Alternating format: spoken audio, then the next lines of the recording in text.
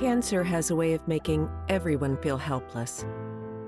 But there is something you can do for someone undergoing chemo, and that's to put together a cancer care package. Before sharing, ask the doctor what items would be best, but here are a few ideas to get you started. Think warm throw and cozy socks, because hospitals tend to be chilly. Moisturizer and lip balm. They're great for the relief of dry skin. Headwear. Hair loss is emotional, so a beautiful scarf, cool toque, or ball cap can mean the world. A Salon gift card, so your cancer fighter can enjoy some pampering or get fit for a wig.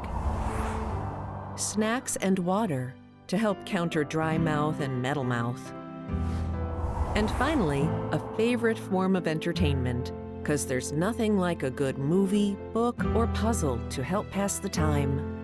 And that's a wrap on putting together a thoughtful and helpful cancer care package.